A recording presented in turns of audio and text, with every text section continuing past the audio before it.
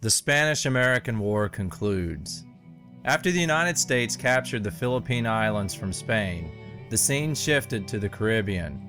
Former Confederate Cavalry leader Joe Wheeler, future World War I hero John Pershing, and future President of the United States, Theodore Roosevelt, all saw action. The new war united the nation as Northerners and Southerners set sectional disputes aside to fight a common enemy.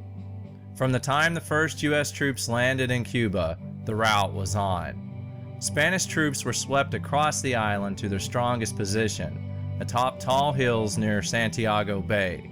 The biggest obstacle lay upon Kettle Hill, right alongside another hill named San Juan Hill.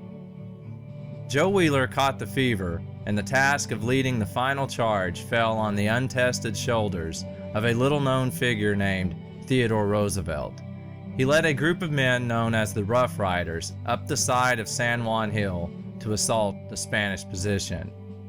Do not get the vision of men on horseback charging up a hill with glistening sabers. The Rough Riders were originally mounted cavalry, but they were fighting dismounted. Under constant machine gun fire, Roosevelt led his men to the top of the hill. After a severe fight, American forces captured the last Spanish outpost on San Juan Hill. In less than 4 months, America had defeated Spain and completely wiped their empire off of the Western map. Spain signed a peace treaty officially ending the war on August 12, 1898. Roosevelt returned to America as the hero of the war.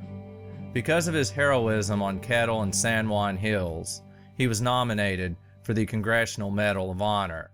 His popularity swept him to the governorship of the state of New York.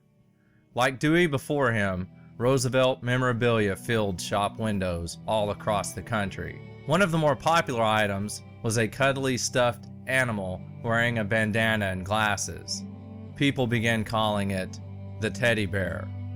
With their victory in the Spanish-American War, the United States assured the end of an empire in the Western world that had lasted for 4 centuries.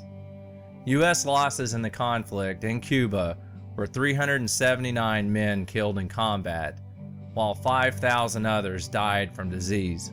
But the question still remained: what would the United States do with Cuba? Would they take it as their own, or would the United States grant the Cubans their independence?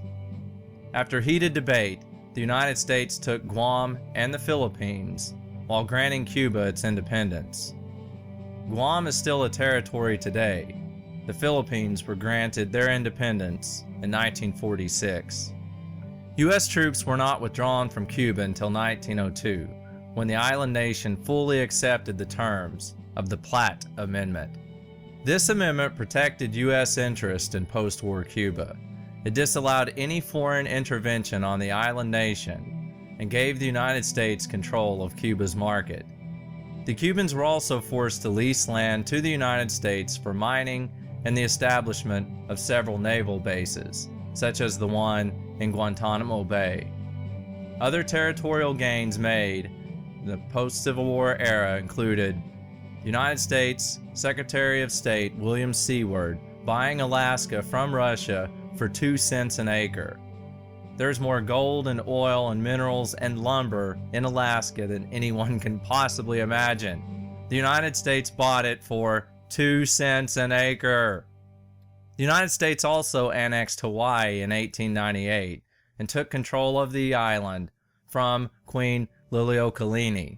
Sanford Dole was made president. Hawaii became a state in 1959. Bill Clinton officially apologized to the Hawaiians for stealing Hawaii in 1993, but the United States of America has yet to relinquish control of the island.